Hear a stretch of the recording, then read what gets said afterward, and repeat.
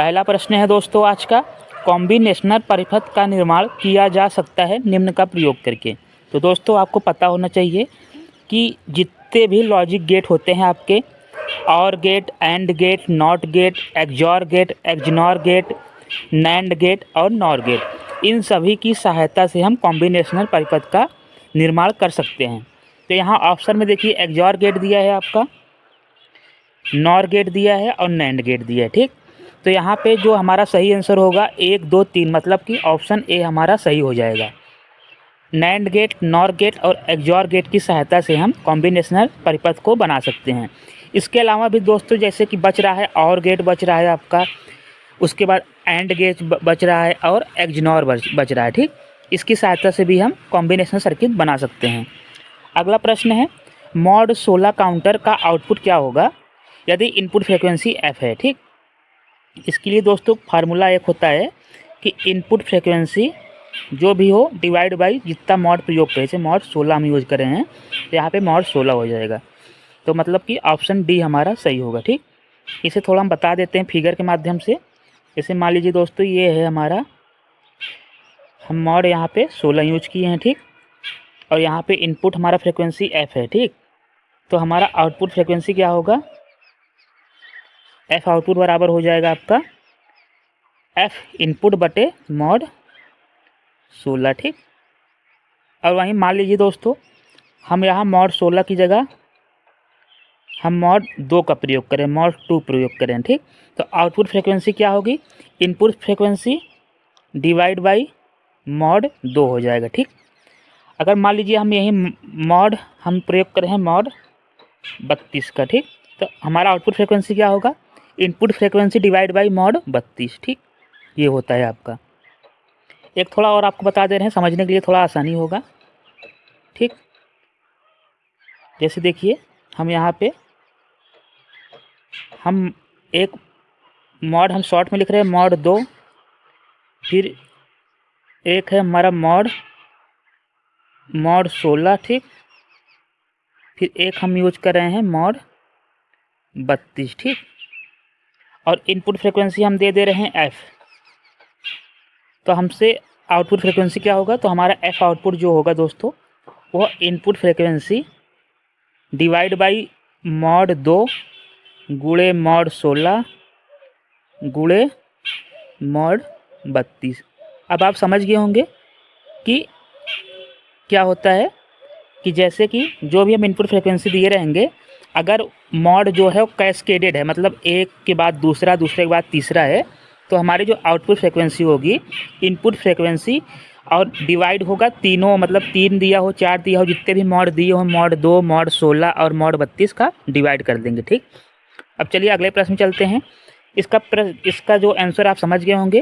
तो यहाँ पे केवल मॉड 16 हुआ है, तो आपका जो सही आंसर हो जाएगा यहाँ पे आपका इनपुट फ्रीक्वेंसी मतलब एफ डिवाइड बाई मॉड 16 हो जाएगा। ठीक, अब अगला प्रश्न है दोस्तों, यहाँ पे बाइनरी संख्या दी गई है 1 0 0 1 0 1। ठीक, इसे आपको बदलना है ग्रे में। जो मैंने पहला वीडियो बनाया था उसमें आपको पूरा डिटेल में समझाया है कि बाइनरी को हम ग्रे में कैसे चेंज करते हैं। तो देखिए दोस्तों क्या रूल है, सबसे पहले जो MSB है 1 को हम नीचे 1 उतार देंगे, फिर इन दोनों में देखेंगे अगर सेम होता है तो उसका आउटपुट हम 0 करेंगे। ठीक, और यदि सेम नहीं होता है तो उसका आउटपुट 1 करेंगे। जैसे देखिए यहाँ पे 1 और 0 सेम नहीं है। ठीक, तो इसका आउटपुट यहाँ पे 1 लिखेंगे। फिर इन दोनों में देखेंगे 0 0 दोनों सेम है, इस वजह से इसका 0 करेंगे।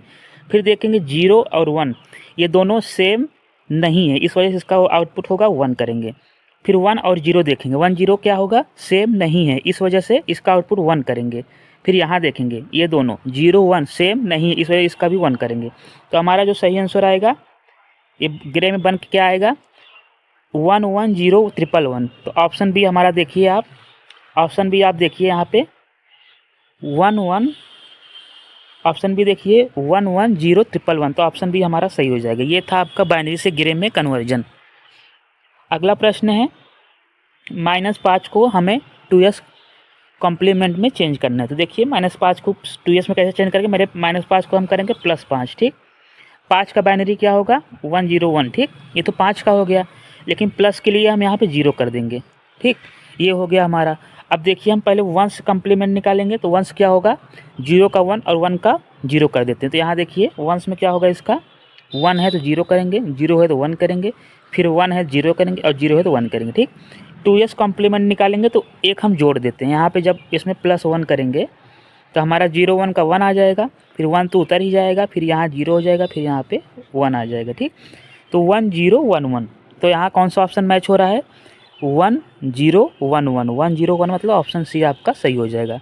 तो ये था -5 का 2s कॉम्प्लीमेंट। एक बार हम और समझा देते हैं आपको, क्या करना है देख लीजिए। मान लीजिए कि यहाँ क्या है -5 है, तो इसको हम करेंगे पहले +5, +5 का 5 का पहले बाइनरी लिखेंगे तो 1 0 1 हो गया, प्लस के लिए हम 0 कर देंगे। अब इसका 1 कॉम्प्लीमेंट करेंगे तो 1 कॉम्प्लीमेंट क्या होगा 0 का 1 1 का 0, तो देखिए यहाँ 1 है तो 1 का 0 हो जाएगा, फिर यहाँ 0 है 0 का 1 हो जाएगा, 1 है का 0 हो जाएगा, फिर 0 है का 1 हो जाएगा। अब इसका हम 2s निकालेंगे, 2s कॉम्प्लीमेंट पूछा है तो यहाँ पे +1 जोड़ देंगे।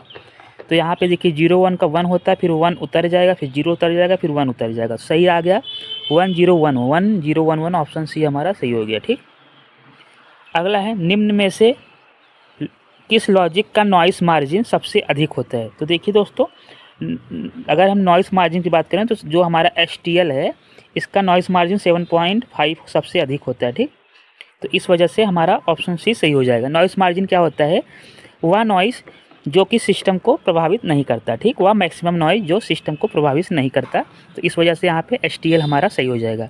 आई होप वीडियो पसंद आया होगा। Thank you for watching.